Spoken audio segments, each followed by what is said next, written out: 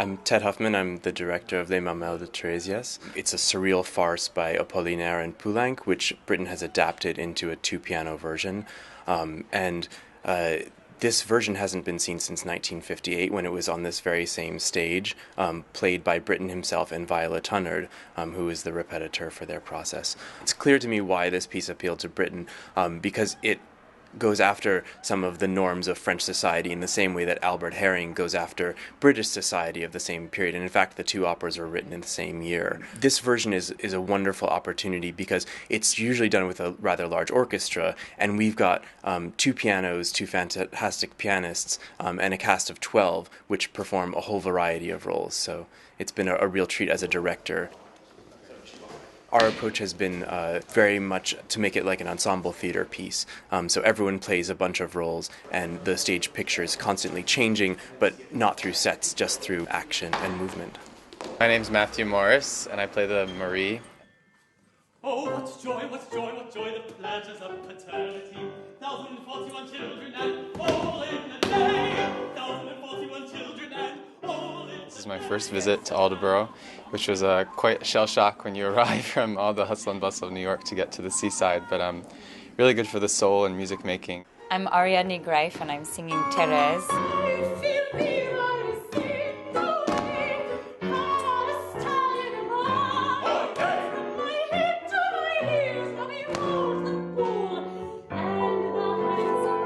Thérèse is a woman who becomes a man and then comes back again as a new woman, a new kind of woman. I loved Janice Kelly's work on Nixon in China, and have always respected her, and Malcolm Martineau and Roger Vignoles. I mean, you can't get any better than that. So it was a real pleasure and honor to work with these people.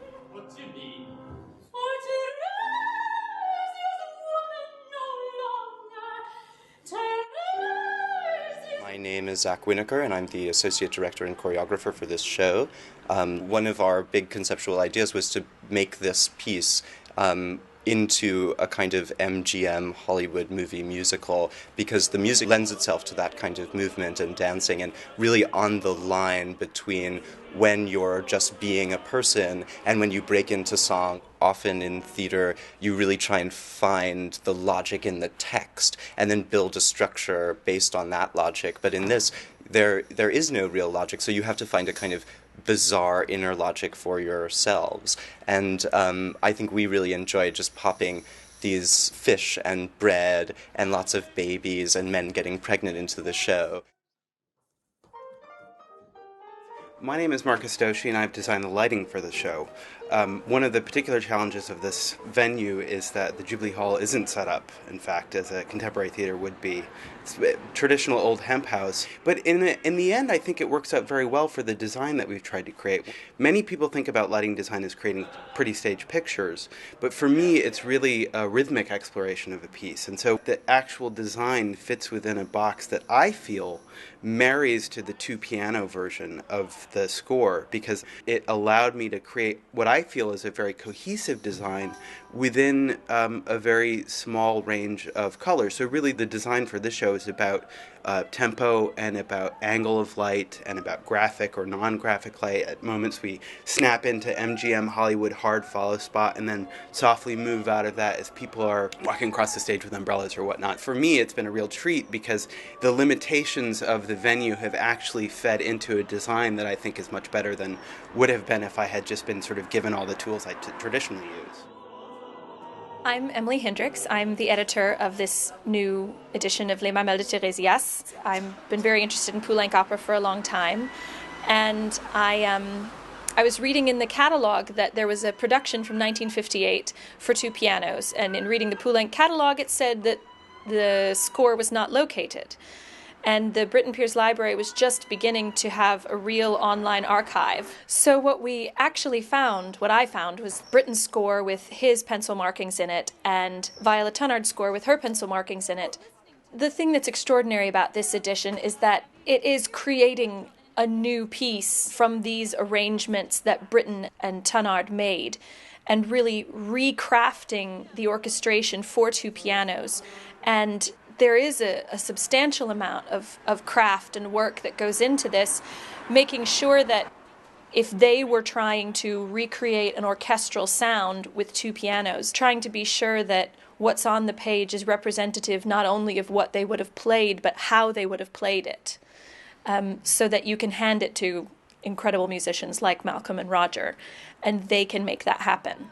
I think the arrangement works wonderfully. Actually, we've been saying as we've been working through it, we're enjoying it more and more as we've developed, and we're finding the textures much more interesting. It's incredibly light for two pianos, because two pianos together can sound like two elephants very easily. We hopefully don't, but the writing is so clever because it's mostly antiphonal. We don't actually play together very often. Somebody's got the accompaniment, the other's got the tune, or the other way around. The way Poulenc writes, there's always a little bit of the cabaret, the cafe in the background, and the cooler, sharper texture of the two pianos helps to keep some bite in the situation, which of course also reflects the strangely surreal, satirical aspects of the production. You could say that Poulenc and Britten are the two great survivors of the 20th century, two composers who at the time were always patronized by the avant-garde and by the scholastic establishment, but whose songs have really stood the test of time and will go on doing so for centuries.